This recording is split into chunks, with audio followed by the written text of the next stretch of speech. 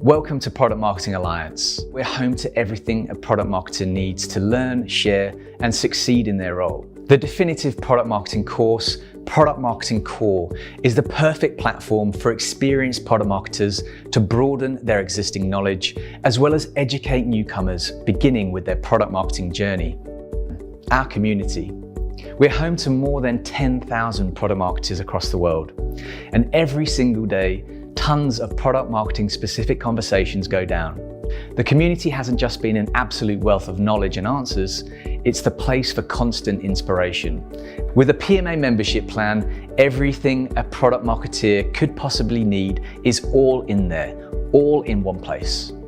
Whether you want to grab a template, learn about how to become more strategic from product marketeers who've mastered it, sit back and watch hundreds of hours of presentations from some of the world's most trusted brands, our packages have got it all and more. We really are, dare we say it, the one-stop shop.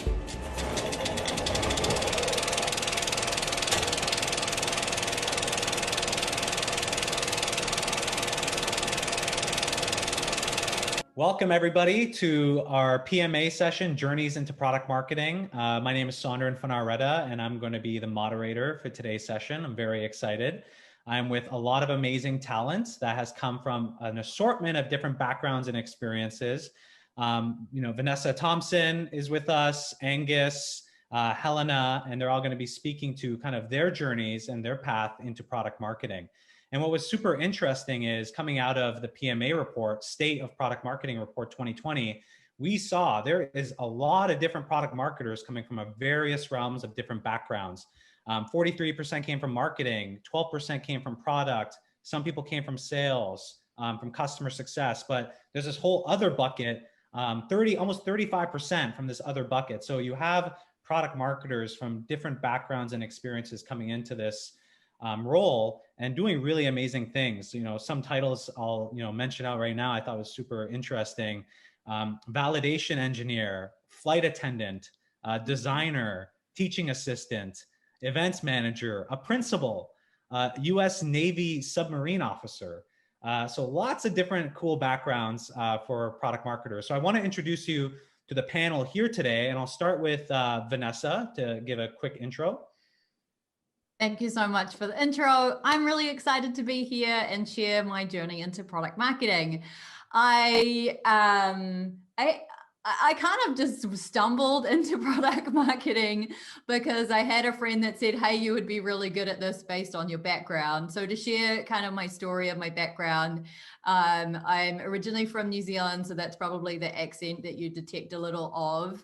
I started out working in some government and banking projects in kind of quote unquote the business of technology on a big networking project, and then sort of a large scale kind of retail banking technology. I then kind of found myself at a point where I was sort of really early in my career and needed to figure out what to do next. And I just spun the wheel of fortune and applied for a few different roles and ended up landing a role as an analyst at an industry research firm called IDC, which is probably many of the product marketers on this call have heard about IDC before. I started out there as the analyst covering Australia and the software market, which was huge and broad, built up a team over there, and then sort of in an 18-month time frame, moved to the US to take on a research portfolio around collaboration and social software. I spent about 5 years at IDC in the US, and over time kind of built my practice to also include things like customer experience and experiences in general. Worked my way up into a VP role there, and then ended up somehow in customer experience consulting. So I did a few different projects there, working at a firm called Blue Wolf, which was eventually acquired by IBM. So after about a year working as a consultant there, trying to really understand what was going on the ground level with our customers, I then moved into the Twilio business to start up the marketing function for the IoT business unit. I've now moved inside Twilio. So after about a year working on the IoT business, I moved into looking after product marketing for all of our core businesses. So that means messaging, voice, video, SIP trunking, email, and account security. So I've been doing that for almost 2 years here. I've got an awesome team. I'm really happy to have them, and I've learned a ton, and I feel like I'm a better product marketer for understanding and having all of these different experiences that have taken me on this journey. So yeah. Interesting. Nice. Angus. All right. Well, I guess I'm part of the majority that came from marketing. Although I've kind of been in and out of a number of different roles in marketing. And so I've seen, it's funny to me because for me, I always considered myself a marketer, and having seen kind of product marketing shift out as its own function. And once I kind of discovered more about that, I was like, this is the place where I need to be, because it made a lot of sense over the span of my career when you look at it. Because about 20 years ago, when I was coming out of college, I went into consulting. I had no idea what I wanted to do. I was an anthropology major, which, had I known better, would have aligned way better to marketing and product marketing, but I had no idea at 22. So I ended up in this consulting role, realized it was not what I enjoyed. And I ended up talking to a lot of marketers, realized it was kind of my tribe, and ended up going, working for an ad agency. Did that, went to business school, and then went client side, doing some balance of marketing and product marketing. We're launching phones globally for Samsung. And then I kind of moved out of that and I went into product innovation. So went actually more to the product side, and spent 4 years doing that, and then came back into more of these kind of product manager, product marketing sort of roles, and have been doing that for Logitech and a couple of startups since then. And it pulls together a number of these different areas. It's funny because, 10 years ago, I would have considered myself a pure marketer. And with the time in product innovation and those pieces, I've actually come much closer to the product side, and have actually developed a lot more skills there. And honestly, I've lost some of more of the skills around pure marketing from that perspective, because technology is changing so fast. But it's interesting because I've been around all those different areas, and the reason I enjoy kind of product marketing the most is really, it actually goes back to the anthropology piece and understanding who the customers are and really being that voice of the customer. And that, it wasn't a role that existed 10 years ago even. And so to now have that be at the forefront and to have more awareness, both here, but also in just organizations, to say, we really do need this. So I've been enjoying the ride. Sounds good. Helena. Great. Well, it's so wonderful to be here and hear everyone's journeys and stories. We're all so unique. And in my case, I started with a percentage who came from the development side of the house. I started my career with deep technical roots, both academically and professionally. I have a master's of engineering and computer science from Columbia University, followed by a master's, almost PhD in computer science from the University of California at Berkeley. And so no surprise, I started my career as a software developer and quickly became an engineering manager and system architect. And in part of that role, I was brought into many, many sales meetings. I presented at many conferences. I realized the power, the impact, and the importance of translating technology concepts and complex concepts into understandable and relevant messaging that our customers and prospects could understand and relate to. And I found that I truly loved describing and telling stories to trigger what I call the light bulb moment, where I can inspire people to have a sudden realization of how much value and benefit our product and solution can bring to them. Both to their businesses and also sometimes even in their personal as well as their professional lives. And so I changed careers from engineering into product marketing. I've also held roles in growth marketing, leading marketing teams, and always bringing with me this passion to inspire others. And it's from this is how I've driven quite a bit of growth and success at both early stage startup companies, very large established companies as well. And so that's my story. Nice. And I see there's lots of common threads between us all in that path. A little bit of my background. I was an accountant previously. And, I had an education in accounting. I loved everything about business and finance and growing a business. When I was going through that, I started my own business and I started up a YouTube channel. And there was that point, it's like, I love telling stories. I love messaging. I love positioning. I loved all these things. So I kind of did a complete 180 with my career. Had an opportunity at Microsoft Canada, did some marketing operations there, leveraging some of my financial background, and slowly started working with the product marketing team there. And that's when I found, this is my jazz. I love doing this. And it was a little bit of a pivot for a lot of people externally that saw this. But I remember even in my accounting days, closing the month end with my journal entries, people would come up to me and be like, Sondren, what are you doing here doing this? You can do it, go into sales, go into marketing or something. And, that's just where my passion is. And I still have a lot of my accountant friends and I love accounting. I do my own taxes. So there's no harm there. But yeah, I feel, I think all of us, and I hear the different stories, all of our backgrounds bring different experiences and skills that actually help us in our role significantly. And actually it was kind of, I want to tie it to a question, and maybe I'll point this to Vanessa and Angus, is like, what skills do you think that you had in your previous lives that came into your product marketing role that you found extremely valuable and set you up for success? Yeah, I mean, it's funny to me because I would say there's a couple of different types of skills. There are some core things which, it's come up a bunch around, translating what the product is into actual messaging. And I feel like there's a lot around that. There's a lot around storytelling. It's funny though, because that's also something that's hard to describe. Oh, that's the skill, because I've been in enough roles where everyone thinks they're a marketer. And so, but those are the core things. The number of times I've had to rewrite decks to say, are we being customer driven first? Do we even know who our customers are? Like, there are a lot of skills that are around that just core foundation of who are your customers? What does the product do? And why does this actually matter to the customers? Not, oh, this is this feature, but why does it actually matter to customers? And so for me, those have been some of the kind of the core skills. Yes, there's plenty of, okay, managing Asana and, dealing with various kind of like platforms is critical.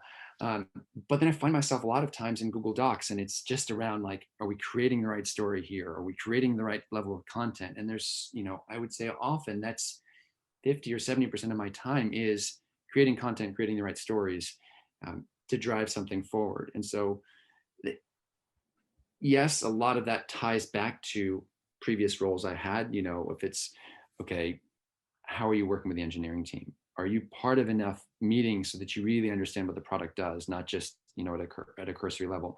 Are you understanding who the consumer is and, what types of research will get that right? So there are core skills that drive down to that. But when I think about what the output is, it's really focusing on those different output pieces and what skills will drive that. Yeah, I love that, Angus. I think the balancing input and output, and particularly for me at Twilio, we are, our product is pretty technical. Like, we sell APIs, we don't sell packaged software. And so if we think about our main customers who are developers, they're very, input output driven. And so if we think about all of the things that we do as product marketers, just making sure that we're balancing qual and quant. Are we able to follow along with an architect or a developer in a conversation, translate that then to even a line of business decision maker inside that same customer, and make sure that we're building the bridge ourselves and mapping together the, here's what the developer is going to do and here's what the outcome looks like for that line of business person. And I think, to me, the skill there, it's really interesting. It's one of those like, serendipitous skills that you just pick up over time, the ability to translate and distill a complex concept into something that makes sense for your customer, whomever that customer is, whether it's your sales team, whether it's your product team, whether it's your ultimate end user. I think just that core like concept that we don't spend enough time around like truly codifying for product marketers. I don't think, like, that ability to just like simplify instead of complicate. I think we've done it on the product build your product simply, right? Like there's a bunch of content and info out there in the universe on that, but not for product marketers, right? Like we need to take something that's often complex and complicated and convoluted and make it not so. And that's often harder than just kind of translating it as is. And so, yeah, that's kind of an interesting one that I would say. And then, another thing that for me personally that I've brought into my role in product marketing. I mean, I spent so many years as an industry analyst balancing between qual and quant. And by that, I mean, you need to not only truly understand what the numbers mean, like for us as marketers, what does our pipeline mean? What does the TAM mean? Like, what do all of these numbers mean to us? And then how can I also on the other side quickly turn that into something that's meaningful and that has an impact? And so it could be tactical, like, hey, there's some new market news that we need to get out. And that's like you being a journalist, but as a product marketer, you're a great writer and you can communicate your thoughts clearly.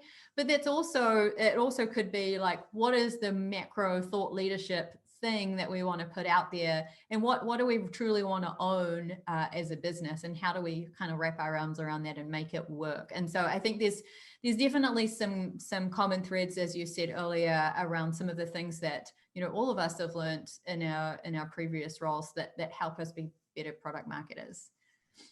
And you talked about, sorry, go ahead, Angus. I was just going to say there are a couple of things that are here's just because product marketing works with so many different functions, there's just some inherent people skills. Like you've got to be able to align with the engineering team. You've got to be able to align with your PR team and agencies.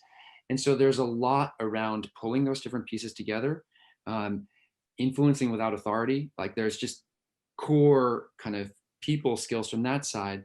And then, to the other point, and I've always found product marketing has this spectrum as to, which part is inbound and which part is outbound. So inbound is influencing the product, is saying, this is what we need to build, and bringing that side in from one perspective. And the outbound side is, okay, this is what the product does. Now, how do we message this in the right way? Depending on the company, depending on how technical it is, depending on how market driven it is where you're going to be on that spectrum. And so it's in some roles, I've actually had to wear more of a product manager type hat. And then in other roles, it's more, okay, this is all about just getting in the right channels. This is about creating content and pushing things out. And so the skills will absolutely vary by how technical the product is and where you are kind of on that spectrum of inbound and outbound.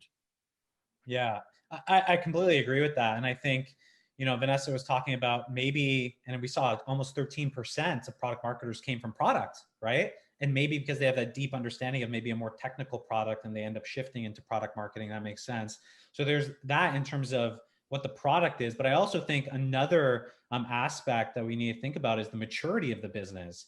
Like I've seen what product marketing looks like at major software companies, but I've also experienced myself firsthand what product marketing looks like at a 500-person company and at a 100-person company. And I think, some of the skills that I'm looking for at that point is maybe not necessarily previous experiences, but kind of what other qualitative or quantitative skills that they have in terms of, being a self-starter, being able to learn if you're just thrown into the water very quickly, and pick up and self-manage by yourself.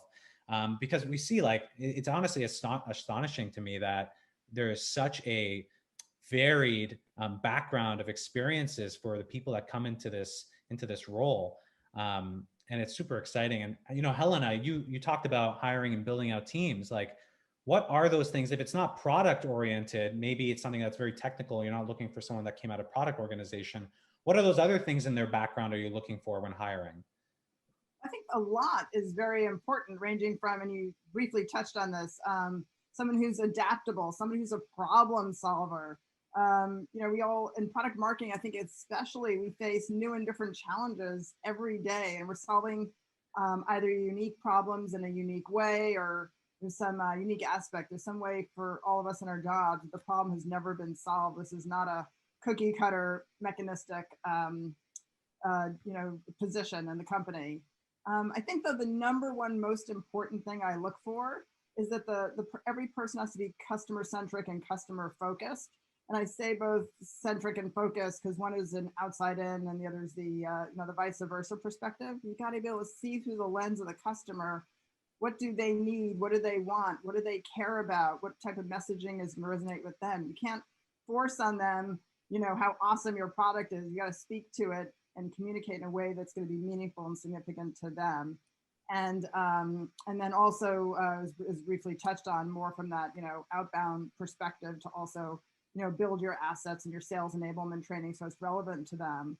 So I think this is, if I had to pick one, of course I want 10 things for every person to have, but if I had to pick one, I'd say this is the most important critical skill. And it's important because the product, your overall marketing and your sales team, all have to be aligned and in sync for each specific customer audience. And, otherwise the product's irrelevant. Otherwise your go-to-market strategy is irrelevant. No matter how great it is, it's gotta be relevant to each audience. And so to drill down a bit, I'd say there's 3 areas that are very important. One, product marketing ideally owns the product roadmap. I know that varies by company. It can be, founder driven or sales driven. I see smiles around the Zoom call here. But as much as possible, own and guide the product roadmap and the development team to build the right product and capabilities for each audience segment. Then number 2, we've touched on this, the storytelling, crafting and communicating all the messaging so it's relevant to each audience, so in a way that's going to resonate, of course. And then 3, creating all the assets, the sales enablement, the sales training specific for each audience segment. So if you force me to pick one, that's what I'd say: customer centric, customer driven, customer focused. And then of course I've got the the laundry list of everything else, and this has been touched on. I feel like in a lot of ways, product marketing is the heart of the organization, and we're at the center of it. And we touch so many different organizations in so many different ways, so that skill set to be able to effectively influence, because we're so important and yet we don't control. It's very much of an influence situation. So these softer skills are incredibly important, and maybe interesting I'm saying this since I come from the deep development side of the house. So that's my thinking. Completely agree. And, I think, Angus, you mentioned this before, like something that's so important is messaging, positioning, the storytelling. And I'll be just very transparent. Like when I was coming out of accounting, was that my thing? No, it wasn't. I had to go ahead and really double down on that and learn from other avenues to build that, joining PMA, to learn and build this muscle, when maybe my strength was, yes, I came from an accounting background. Do I have a better sense of analyzing data, analyzing the pipeline, your lead performance and all this stuff? That's where I broke into. And, I think those stories about where you break into product marketing is really cool. But then how do you, build up the rest of your skill sets to become a real good product marketer that knows how to build positioning and messaging that's going to resonate with your audience really effectively? So if there's one word of guidance I'd say to anybody looking to break into product marketing from whatever background you have is, don't be afraid that you have to go and learn these new things, right? There's different avenues. There's different ways you can go ahead and build that learning, but you're coming from one position of strength. Lean on that first. That's what I did, and continue to build and grow. And, to that point, when I was talking to a few startups recently, and, all right, what are your second and third hires? This was kind of entertaining interview questions that I'd gone through. And often it was to say, well, I'm going to look in 2 or 3 different directions, because it's rare that you're going to find the generalist product marketer that can do all of it. It's like, look, I either want someone who's driving a lot of content, or I want someone who's doing more growth. And I'll take either, and I'll work on the other one. And most likely you'll get some level of agency help, both when you're big and when you're really small, because you're not going to hire a team of 5 when you're small. And when you are, a 500 or 1,000 person company, then you have other people who can help on a larger team. But it is, I think this idea of being customer centric that's just also there. I love this line. I think it was from some Gartner research that I looked at. Was a customer is more likely to buy from you if you can describe what their problem is. Mm-hmm. So they don't actually care about what your software solution is. This is more focused on B2B SaaS, but it's relevant to just about everything. If you can describe what their problem is, they're more likely to trust you. And if they're more likely to trust you, they're more likely to listen to what product you have to offer them. because the expectation is that product will then match some of those needs. And so that being kind of core foundation, and all of us do this to some degree in our own lives, of trying to empathize, trying to understand what someone else is going through. And, you know, it was really interesting to have someone from Clorox, this was back in business school, you know, they were showing a video of one of their customers. And I remember posing the question to them saying, what if you did this in the interview process? Just show a video of your customer and see what people pick out on it. It's a good way of just testing how much are you actually trying to listen and learn from the customer. Because if you do put that front and center, and if you find ways to kind of test and validate that, you're more likely to be able to, all the other things will come from that. But you do have to make every effort you can, whether that's listening to sales calls, whether that's, you know, and even for me, whether it's I'm on the sales call or I'm having weekly meetings with sales teams, I want to hear as close to the customer perspective as I can. Or it's going on to, you know, messaging boards, seeing what people are saying. There's so many different avenues to pick this different stuff up and to say, what percentage of your time are you spending doing this? Because you can spend lots of times just focused on internal, what the product does. You can spend lots of time focused on these 4 asks that we need to develop to say, all right, let me make sure I'm carving out 20% of my time to just hear what people are saying. To build on what you just said, Gartner has this great article called literally "Most Marketing Sucks," but there's hope. But there's hope. And they talk about the Gartner storytelling approach, which we've all been touching on, and it's exactly what you just said. You lead with first understanding their problem, and you don't lead with your product, and then you talk about how you know, the value you can bring to them in their exact business scenario. And so then it's relevant to them. It's not some abstract concept. It's what exactly you can do for them. So I love that. And I think we're all talking about ways here that we can stop marketing from sucking. So if we take a step back, sorry, Vanessa, I was actually going to pose this question to you on this. As we think about these traits and these different skills for product marketers and what we think, you know, that journey looks like in the future, Vanessa, this is a great question. In terms of your skill traits and what you've brought to the table from your background, what do you think will continue to be valuable for you, even more so going forward as the role evolves? Yeah, great follow on from the previous discussion here, because I think, you know, I spent a while as a customer experience consultant. And if we're thinking about, you know, Helena mentioned customer centricity, customer focus. Well, ultimately to me, it's the 30,000 foot view, the 10,000 foot view, and then, you know, overlaying our circle of control and the circle of concern, right? Like, so as a product marketer, I recognize that we can't solve everything, but what we can solve for and what we have the ability to solve for is a ton of surface area that the customer will see and touch before they've bought something, or even after they've bought something and they've come back, right? So I think, you know, one of the skills for me is like bringing pragmatism to discovery around like what's going on with the customer. Because I think, you know, another term that gets thrown around in our circles is empathy. And I'm not sure I truly agree that building empathy makes sense. To me, because I'm a pragmatist, I prefer rational compassion. And to Angus's point about like explaining the problem in clear terms, I think if you can truly say like, we show up and we understand that this is the problem, and I get that it's hard because, I think to me that actually goes a long way in terms of building a bridge, instead of saying like, oh yeah, I think there's some sort of more fluffy, you know, way that we could potentially solve this problem. Getting pragmatic, getting specific, you know, and I've got a bit of a personal pet hate for weasel words like better, faster, you know, all of these things that I'm sure you're all probably similar to me, and that you kind of take that approach. But yeah, in terms of my skills and background and the things that I will always lean on as a marketer now, like, and I can truly say like I've been a marketer for almost 3 years, so I truly feel like a marketer now.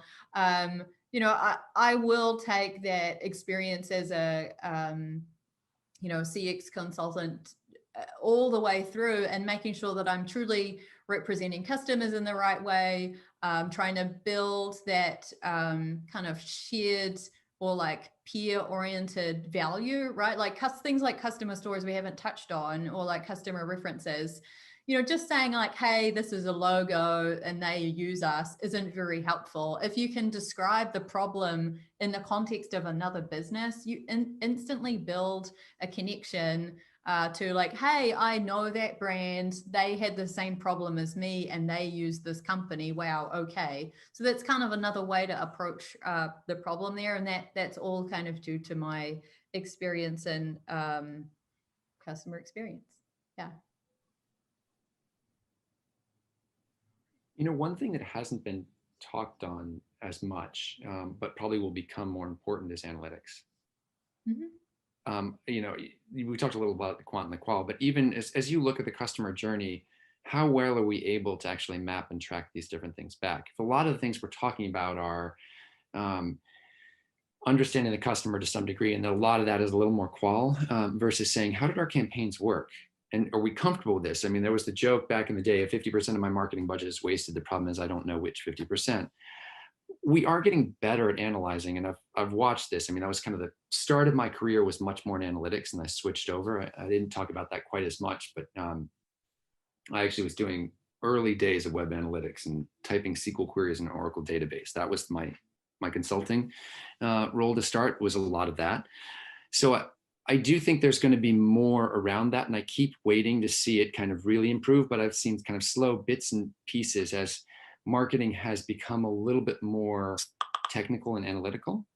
I still think there will always be the creative side. There will always be the kind of qualitative side. And, but then how do we measure it? How are we starting to kind of analyze it over time? Especially as the market becomes more mature. I think as the market's not mature, then we often don't have we don't even have customers to talk to in the same way. And that's actually one thing I wanted to quickly touch on, is that dealing with adjacencies and substitutes, and what can I look at that's maybe a totally different market, but that gives me some level of understanding of what this customer might go through. So I think there is, and that's probably market analysis and competitive and those different pieces, which I'm sure you did just a bit on IDC. I do think a couple of those different pieces will be critical moving forward as product marketing becomes more and more defined. Then it's okay, how are we measuring and monitoring this? Because I don't feel like that's really being done. I mean, I still think between organizations, there's a different description of what product marketing does. So it's gonna be much harder to say, okay, this is how I know whether it's working or not. But it feels like we will absolutely get there. Yeah, I think so. I think you're right. And you mentioned the spectrum earlier, and I do think that every company is on their own path, and they have kind of I guess you could call it the polarity of where product marketing is kind of attaching themselves to. And in that regard, I do think the way that we measure ourselves has to be more aligned with your orientation in the organization. And so I think that makes sense.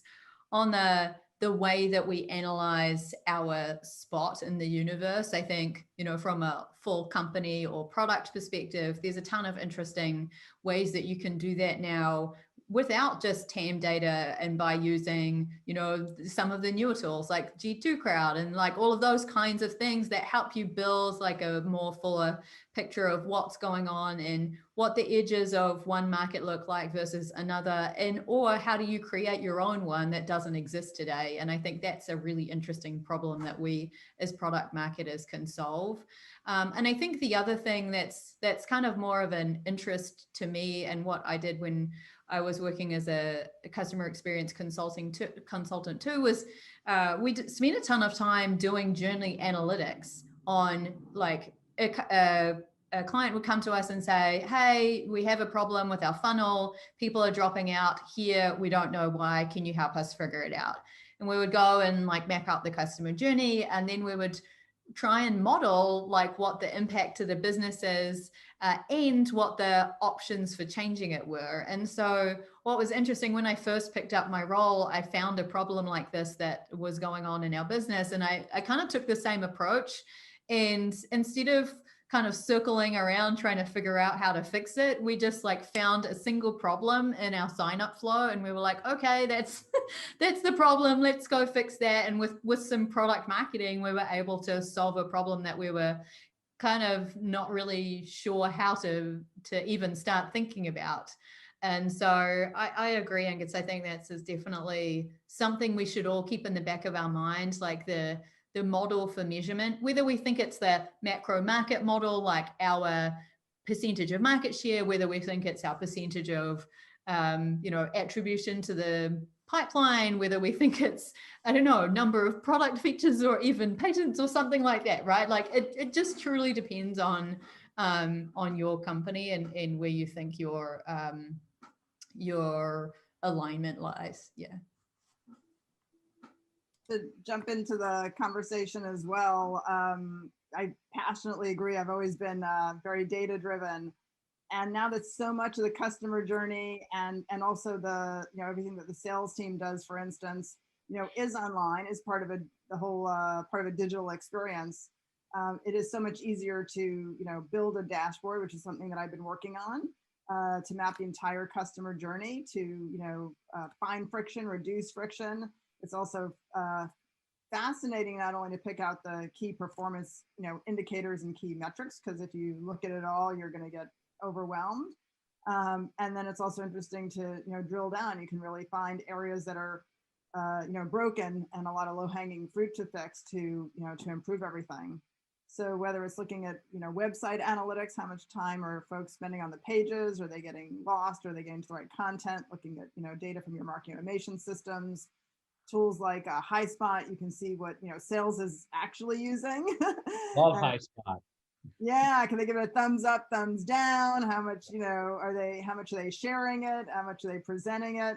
You can really tell what's useful, and then figure out, did something that you produced that you thought would be fantastic to just get lost and sales isn't aware of it, or are they not finding value, or vice versa? There could be high value assets that you didn't realize would be as impactful and powerful as they are, and you can build on those successes. So, I just love the fact that we have so much more visibility and data than we ever had before.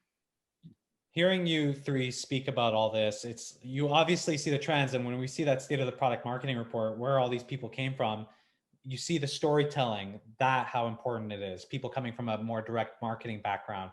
You see the voice of the customer-centric background, people from CS, customer experience, et cetera. You see the data analysis and the results oriented of looking at, you put $1 in, you get $10 out, like that background.